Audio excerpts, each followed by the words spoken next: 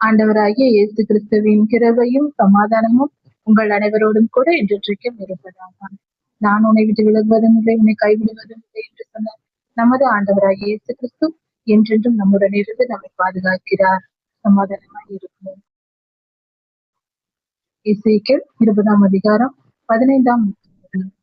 எசேக்கியேல் ஐயாவின் காலத்தில் இஸ்ரவேலின் பிரபுக்கள் எல்லாம் ஒன்று சேர்ந்து வந்து தேவ சித்தத்தை அறிவதற்கும் அவருடைய வார்த்தையை கேட்பதற்காக எசேக்கியாவினிடத்தில் வந்தார்கள். ஆனால் இஸ்ரவேலர்கள் பரிசுத்தமாய் வாழவில்லை, கர்த்தருடைய வார்த்தைக்கு கீழ்ப்படிந்து நடக்கவில்லை. ஆனால் தேவ சித்தத்தை அறிவதற்காக வந்தார்கள். கர்த்தர் அவர்கள் மேல் கோபமாய் இருந்தார். நான் என் சித்தத்தை அவர்களுக்கு வெளிப்படுத்த மாட்டேன் என்று சொன்னார்.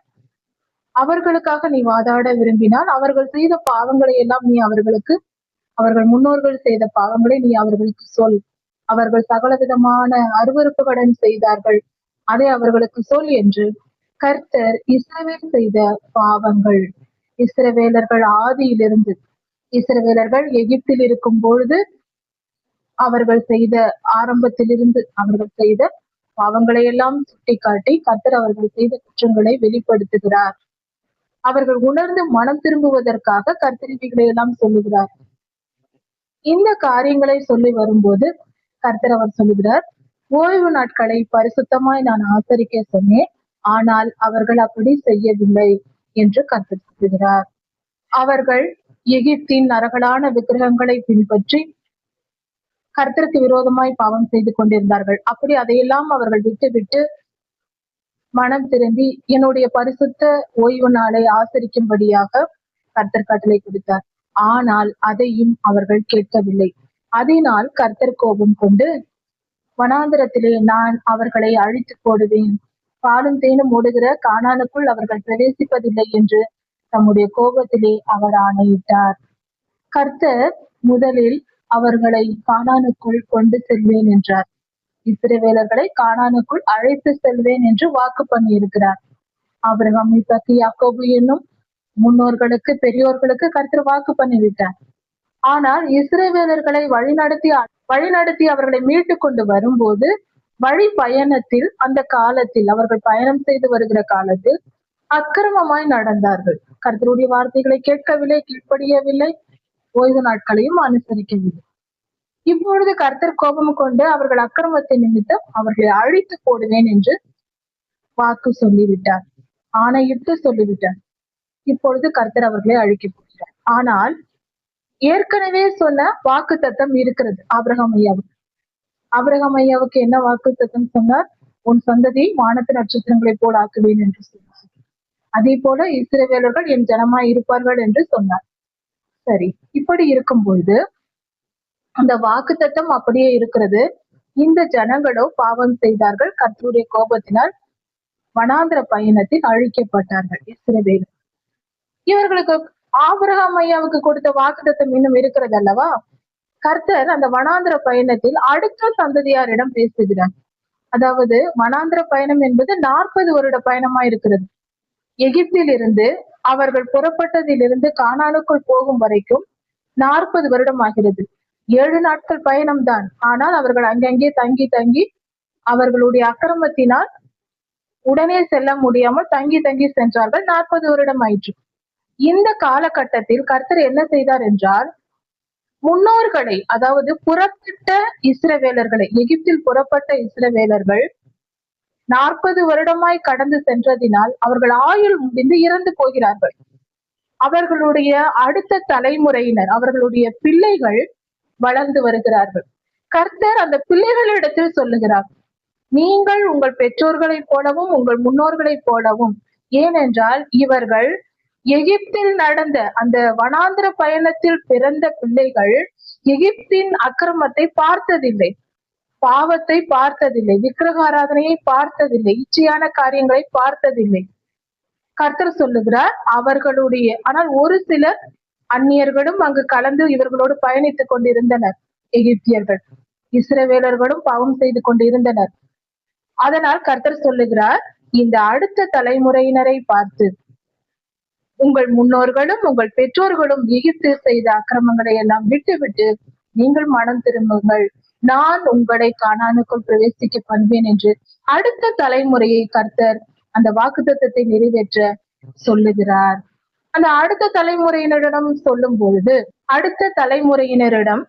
பொழுது அவர்கள் மனம் திரும்பி கர்த்தருக்கு பிரியமாய் நடக்கிறார்கள்.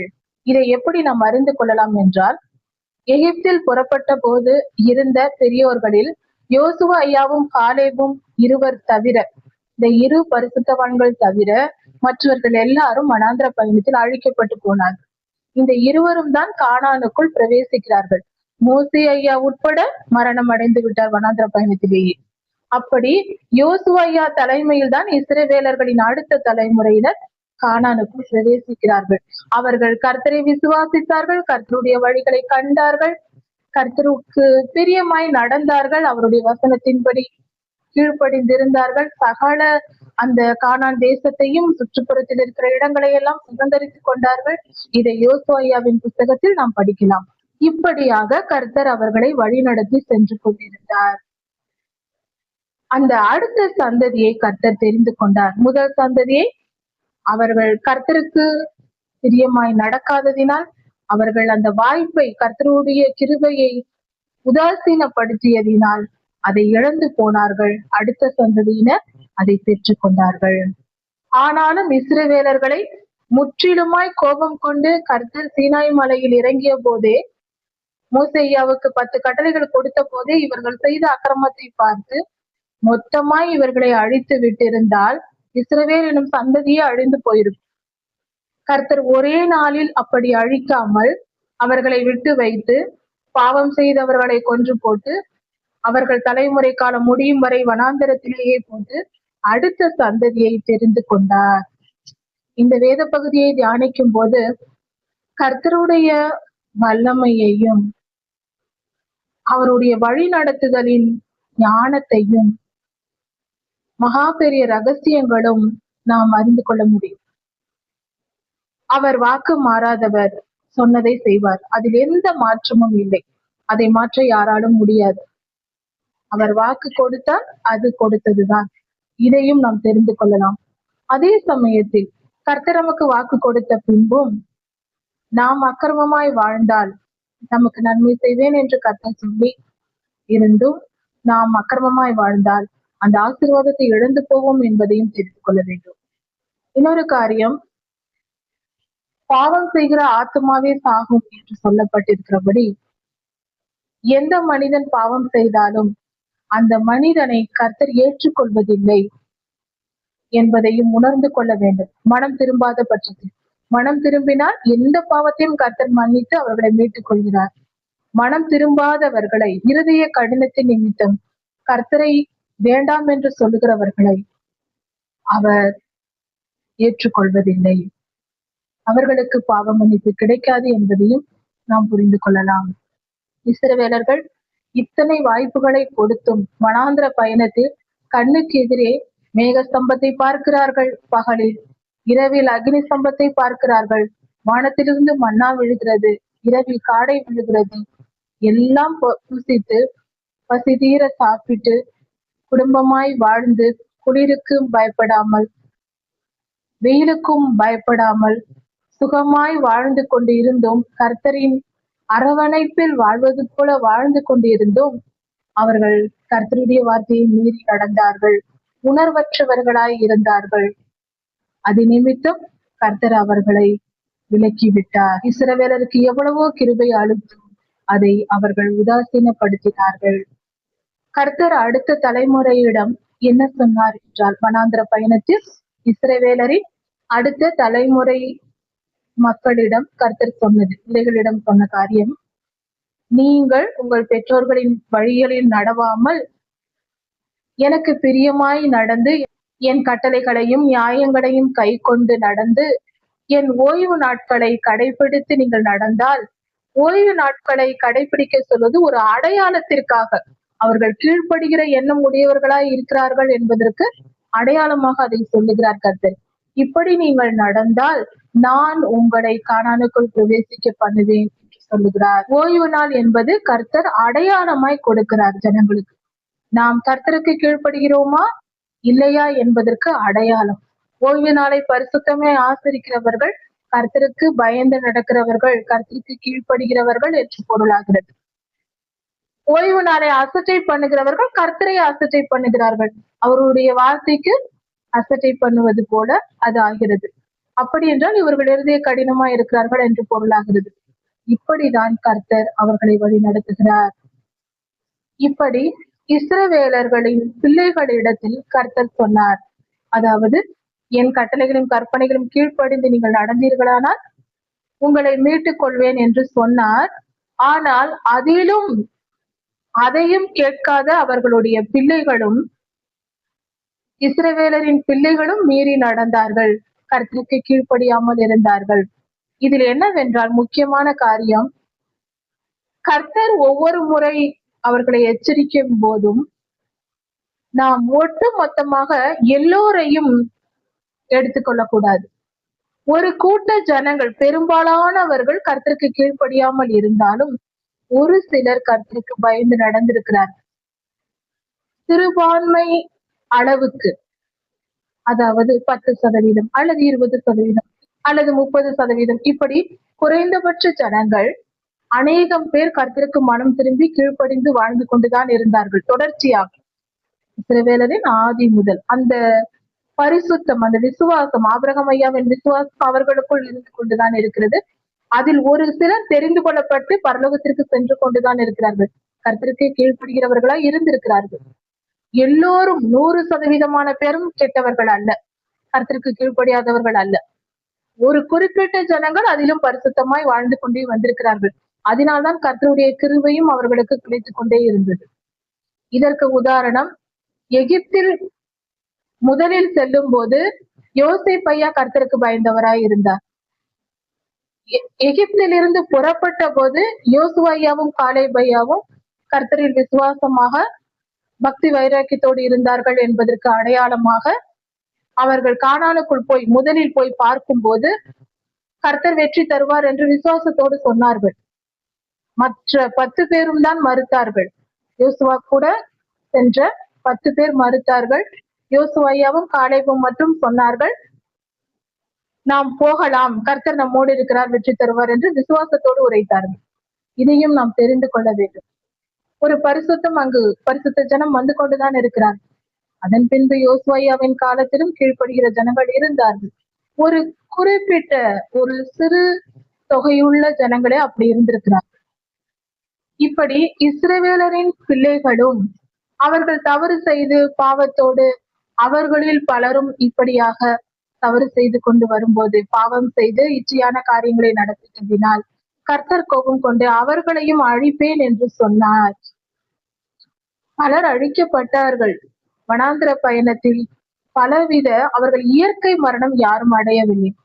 பாம்பு கடித்து பலர் இறந்தார்கள். பலவித தவறுகள் செய்து அதனால் வந்த நியாய தீர்ப்பினால் இறந்தார்கள்.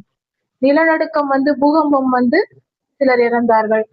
அக்னி வந்து பட்சித்தது கர்த்தருடைய ஆலயத்தில் இருந்து.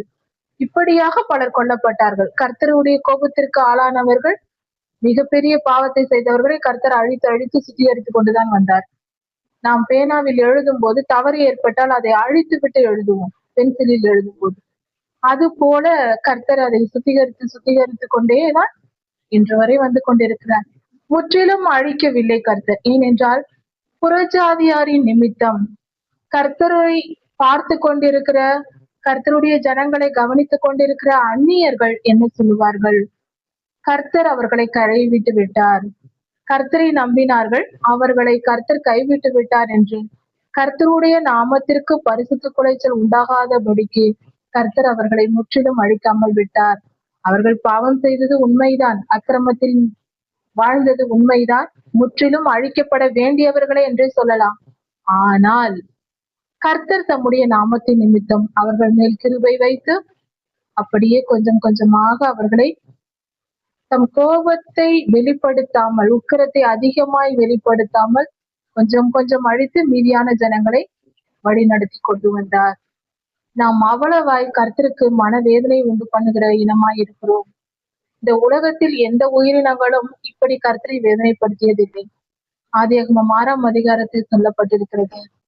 மனிதனை படைத்ததற்காக கர்த்தர் மனஸ்தாபப்பட்டார் என்று, ஏன் இவனை படைத்தோம் என்று நினைக்கும்படியாக. பொதுவாக பெற்றோர்கள் சில நேரங்களில் நினைப்பது உண்டு, பிள்ளைகள் வளரும் வரைக்கும் நாம் மிகவும் அன்பாக அக்கறையுடன் உயிரை வைத்து நாம் வளர்த்து விடுவோம். பெரியவர்களான பின்பு அந்த பிள்ளைகள் படுத்தும் பாடுகள் நமக்கு ஏன் தான் இந்த பிள்ளையை பெற்றோமோ என்று தோன்றும். இதே நிலைதான் கர்த்தருக்கு நாம் செலுத்துகிறோம். மனிதனை படைத்ததற்காக அவர் மனஸ்தாபப்பட்டாராம். ஆம், நாமும் நம் பிள்ளைகளிடம் படும் இந்த வேதனையானது கர்த்தரை நாம் என்ன பாடுபடுத்துகிறோம் என்பதற்கு வெளிப்பாடாக, அதை உணரும்படியாக இது இருக்கிறது. நம் பிள்ளைகளிடம் நாம் மனஸ்தாபப்படுவது, வேதனைப்படும் போது இதே வேதனையை தான் நாம் கர்த்தருக்கு கொடுத்திருக்கிறோம் என்ற உணர்வு வர வேண்டும். உண்மை அதுதான். கர்த்தரின் மன வேதனையை நாம் உணர்ந்து கொள்ளும்படியே நம் பிள்ளைகள் இப்படிப்பட்ட காரியங்களை நமக்கு செய்கிறார்கள். அந்த பிள்ளைகள் நம்மை எதிர்க்கும் போது, நம் பேச்சை கேட்காத போது, நாம் நம் வாழ்க்கையில் கர்த்தருக்கு கீழ்ப்படியாமல் எப்படி எதிர்த்து கொண்டு வாழ்ந்து கொண்டிருக்கிறோம் என்ற உண்மை விளங்குகிறது. மனிதனை படைத்ததற்காக கர்த்தர் மனஸ்தாபப்பட்டார். மிகுந்த அவமானத்திற்குரிய மனித இனத்திற்கே பெரிய அவமானத்தை உண்டு பண்ணுகிற காரியம் இது. நாம் தலைகுனிய வேண்டிய விஷயம் இது. யோசித்து பார்ப்போம். கர்த்தருக்கு பிரியமாய் நடக்க மனம் திரும்புவோம். தவறு செய்து விட்டோம், இனியும் அதை தொடரக்கூடாது. மனம் திரும்புவோம். கர்த்தருடைய வழிகளில் நடப்பதே சிறந்தது. நாம் கட்டிய வீட்டில் நம் விருப்பப்படி நாம் வாழ்கிறோம். நாம் வாங்கிய பொருள்களை நம் விருப்பப்படி நாம் பயன்படுத்துகிறோம். நாம் வாங்குகிற உடைகளை, நகைகளை, நாம் எதை வாங்கினாலும் நம் இஷ்டப்படி அதை பயன்படுத்துகிறோம். அந்த சராசரத்தையும் படைத்து, வானத்தையும் பூமியையும் காற்றையும் தண்ணீரையும் சகல ஜீவராசிகளையும் படைத்து, நாம் நிற்க பூமியையும் சுவாசிக்க காற்றையும் குடிக்க தண்ணீரையும், நாம் உயிரோடு வாழ நம் ஜீவனையும் நமக்கு கொடுத்தவர் நம் தேவன். நம் சரீரம், நம் வாழ்க்கை எல்லாவற்றையும் கர்த்தரை படைத்தார். அதை நமக்கு கொடுத்தார். அப்படி இருக்க அவர் விருப்பப்படி நாம் வாழ்வதே சிறந்ததல்லவா? அதுதானே நீதி, அதுதானே நியாயம். அது ஒன்றும் மிகப்பெரிய காரியம் அல்ல. அது சாதாரணமாய் செய்யப்பட வேண்டிய ஒரு கடமை. கர்த்தருக்கு கீழ்ப்படிதல் என்பது அது கடமை அல்லவா? நாம் பயன்படுத்தும் செல்போன் சில நேரங்களில் அது செயல்படாத போது நாம் எவ்வளவு வேதனைப்படுகிறோம், எரிச்சல் அடைகிறோம். ஏன் இப்படி இது செய்கிறது, சரியாக சிக்னல் இல்லை என்று எவ்வளவு எரிச்சல் அடைகிறோம். இதற்கே இவ்வளவு எரிச்சல் அடைகிறோமே. ஆயிரம் வருடங்களாக காத்திருந்து, உலக தோற்றத்திற்கு முன்பே நம்மை உருவாக்கி சிருஷ்டித்து படைத்து இந்நாள் வரை நம்மை காப்பாற்றி வருகிற நம் தேவன் ஒரு பரிசுத்த சந்ததிக்காக காத்திருக்கிறாரே. இன்று வரை பரிசுத்தமாகாமல் நம் இருதய கடினத்தை வெளிப்படுத்தி கொண்டு, நான் அடங்கி விடுவேனா, நீர் அடக்கி விடுவீரா என்று கேள்வி கேட்டுக்கொண்டு மனித இனம் கர்த்தருக்கு சவால் விட்டு கொண்டு சீரழிந்து தன்னைத்தானே கெடுத்து அக்னி கடலுக்கு போய் கொண்டிருக்கிறதே. இது எப்படிப்பட்ட கொடூரமான செயல்! கர்த்தருடைய வார்த்தையை மீறுவோம், நாங்கள் அழிந்து போவோம் என்று விட்டில் பூச்சியை போல, அக்னியில் போய் நெருப்பில் தானாய் விழும் விட்டில் பூச்சியை போல வாழ்ந்து கொண்டிருக்கிறோமே. இது எப்படிப்பட்ட காரியமா இருக்கிறது! எவ்வளவு முட்டாள்தனமான செயல் இது! கர்த்தர் எவ்வளவு பெரியவர், எவ்வளவு கிருபையோடு அன்போடு அவர் நம்மிடம் பேசுகிறார், நமக்கு வாய்ப்புகளை தருகிறார். மனம் திரும்புங்கள், உங்களுக்கு 70 வருடம் ஆயுள் தருகிறேன், அதுவரை வாழ்ந்து மனம் திரும்பி என்னிடத்தில் வாருங்கள் என்று சொல்லுகிறாரே. நாம் அடங்குகிறோமா? திருந்துகிறோமா? இல்லை சுவாமி, நாங்கள் எங்கள் இஷ்டப்படிதான் வாழ்வோம், நீர் எங்களை அழிப்பதானால் அழித்துக் கொள்ளும் என்று அகம்பாவத்தால் அழுகிறோமா? முடிவு நம் கையில். கர்த்தர் சுதந்திரத்தை நமக்கு கொடுத்திருக்கிறார். சற்று யோசித்து பார்த்து, முட்டாள்தனமாக வாழ்ந்து அழிந்து போவதை காட்டிலும் கர்த்தருடைய கட்டளைகளை ஏற்றுக்கொண்டு அவர் வசனத்துக்கு செவி கொடுத்து அவருக்கு கீழ்ப்படிந்து பரிசுத்த வாழ்க்கை வாழ்ந்து ஜீவனை சுதந்திரித்துக் கொள்வது. இவ்வுலக வாழ்க்கை கொஞ்ச காலம். மனித வாழ்க்கை என்பது புல்லை போலவும் இருக்கிறது, புல்லின் பூவை போல அவனுடைய மகிமை இருக்கிறது என்று வேதம் சொல்லுகிறது. நம் புகழ்ச்சி எல்லாம் புல்லின் பூவை போல. அது காலையில் புல்லில் பூ பூத்தால் அது ஓரிரு மணி நேரங்களில் வெயில் பட்டவுடன் காய்ந்து போகும். புல்லின் பூ அவ்வளவு சீக்கிரம் வாடி போகும். புல்லானது மழை காலங்களில் செழித்து வளரும், வெயில் அடித்தால் உலர்ந்து போய்விடும். அது போலல்லவா நம் வாழ்க்கை, சீக்கிரமாய் முடிந்து போகும் வாழ்க்கை. இப்படி கொஞ்ச காலம் வாழப்போகிற இவ்வுலக வாழ்க்கையில் பரிசுத்தமாய் வாழ்ந்தால் நித்திய ஜீவனை அடைந்து நிரந்தரமாய் உயிரோடு வாழ முடியும். நாம் கர்த்தருக்கு கீழ்ப்படியாமல் இவ்வுலக இன்பங்களை அனுபவித்து இங்கு வாழும் கொஞ்ச நாட்களில் இன்பத்தை அனுபவித்து வாழ வேண்டும் என்று நினைத்தால், தவறான வாழ்க்கை பாதையை தெரிந்து கொண்டால், கர்த்தருக்கு கீழ்ப்படியாமல் வசனத்துக்கு செவி கொடுக்காமல் வாழ்ந்தால் நிரந்தரமான நித்திய வாழ்க்கையை இழந்து போவோம். புரிந்து கொள்வோம். கர்த்தர் பெரியவர், சர்வ வல்லமையுள்ள தேவன், நீதியின் சூரியன். அவரின் கிருபையும் இரக்கமும் நமக்கு கிடைத்திருக்கிறது. இவ்வுலகத்தில் இருக்கும் வரைக்கும் நமக்கு வாய்ப்பு கொடுக்கப்பட்டிருக்கிறது மனம் திரும்புவதற்கு. அதற்குள் திரும்பிவிட வேண்டும். இல்லை என்றால் நம்முடைய முடிவு நம் கையில் தான் இருக்கிறது. இப்படியாக இஸ்ரவேலரின் பிள்ளைகளும் கர்த்தருக்கு செவி கொடுக்காமல் கர்த்தருடைய வார்த்தைகளின்படி நடவாமல் இருந்ததினால் கர்த்தர் அவர்கள் மேல் கோபம் கொண்டு அவர்களை அழித்து போடுவேன் என்றார். அந்நியர்களின் நிமித்தம் தம்முடைய நாமம் பரிசுத்த குலைச்சலாகாதபடிக்கு அவர்களை அழிக்காமல் விட்டு வைத்தார்.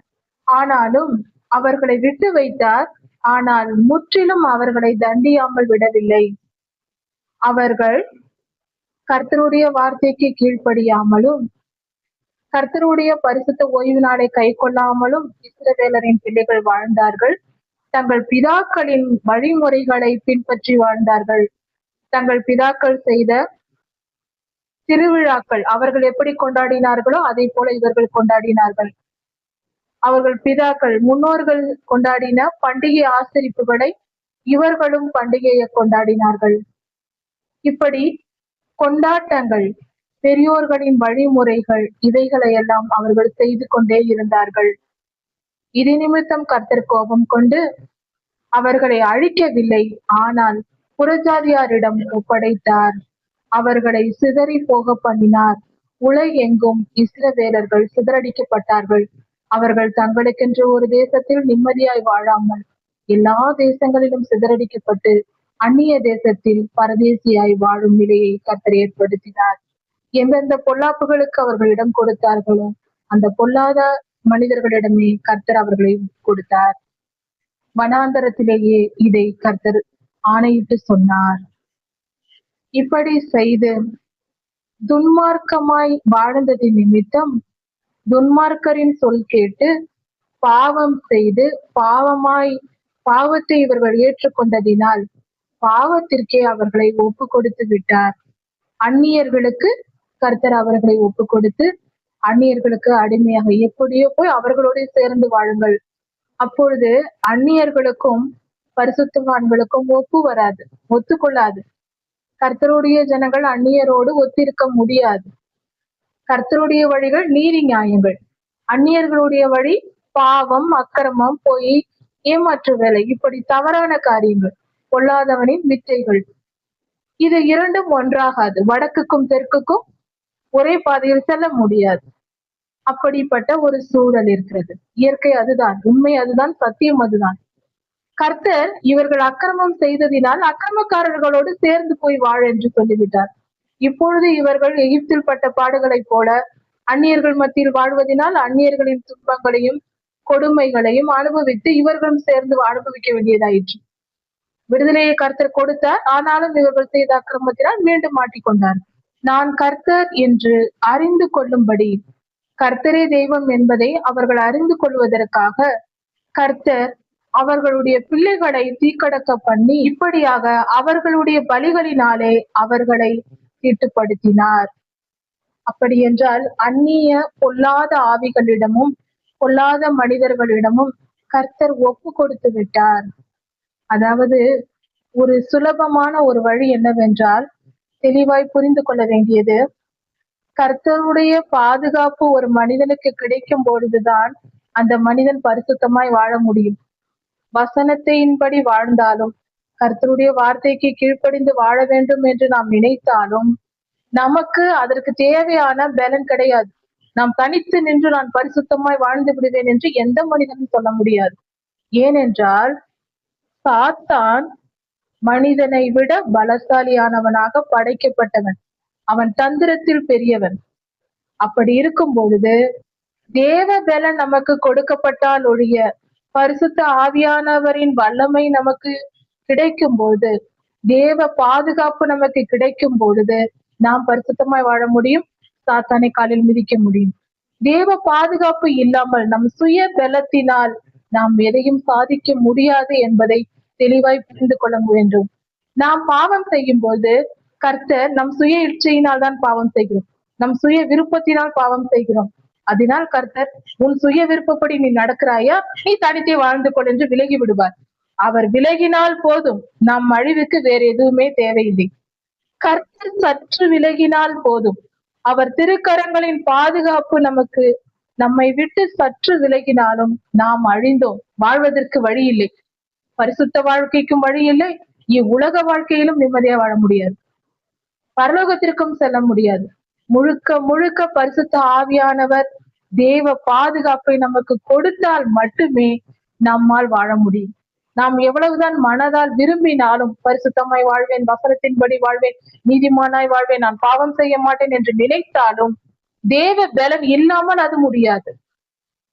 அதனால்தான் தேவ பலனை பெற்றுக்கொள்ள வேண்டும். அதனால்தான் ஜெபிக்க தேவையா இருக்கிறது, வேத தியானம் தேவையா இருக்கிறது, பரிசுத்த ஆவியானவரின் அபிஷேகம் தேவையா இருக்கிறது, ஆவிக்குரிய வரங்கள் தேவையா இருக்கிறது. மேலும் மேலும் பரிசுத்த ஆவியை பெற்றிருக்க வேண்டும். கர்த்தருடைய 7 ஆவிகளையும் பெற்றிருக்க வேண்டும். கர்த்தருடைய முழு பாதுகாப்பு, தாயின் கருவில் இருக்கிற குழந்தையை போல் நாம் பாதுகாக்கப்பட்டால் ஒழிய, ஒரு தாயின் வயிற்றில் இருக்கும் குழந்தையை போல முழுமையாய் நாம் கர்த்தரால் மூடப்பட்டால் ஒழிய நமக்கு வாழ வழி இல்லை. இவ்வுலகம் அவ்வளவு பொல்லாப்பினால் நிறைந்திருக்கிறது. புரிந்து கொள்வோம், நடந்து கொள்வோம், கர்த்தருடைய வழிகளில் நடப்போம், அவருக்கு கீழ்ப்படிந்திருப்போம், அவரை கெஞ்ச நிற்போம். அவர் நமக்கு பாதுகாப்பை தந்தால் ஒழிய நம்மால் பாதுகாப்பாய் வாழ முடியாது. நித்திய ஜீவனானாலும் சரி, ஒரு நாளின் சிறு நேர துளியின் நிம்மதியானாலும் சரி, கர்த்தரிடத்திலிருந்து நமக்கு கொடுத்தால் தான் நம்மால் பெற்றுக்கொள்ள முடியும். நம்மால் ஒன்றும் முடியாது. கர்த்தர் நம்மோடு இருக்கும் பொழுது எல்லாம் முடியும். கர்த்தர் பெரியவர், அவர் மிகவும் நல்லவர், அவர் அன்புக்கு ஈடிணையே இல்லை. அவர் நம்மை பாதுகாக்கிறார், நம்மை வழி நடத்துகிறார். அவருடைய அரவணைப்பில் என்றென்றும் வாழ்ந்திருப்போம். இவ்வுலக வாழ்க்கையிலும் நித்திய ஜீவனிலும். கர்த்தர் உங்களை ஆசீர்வதிப்பாராக. ஆண்டவராகிய இயேசு கிறிஸ்து சீக்கிரமாய் வருகிறார். அவர் நம்மை அழைத்து போக வருகிறார். அவருடைய வருகைக்கு நாம் ஆயத்துக் கொள்வோம். மாரநாதா.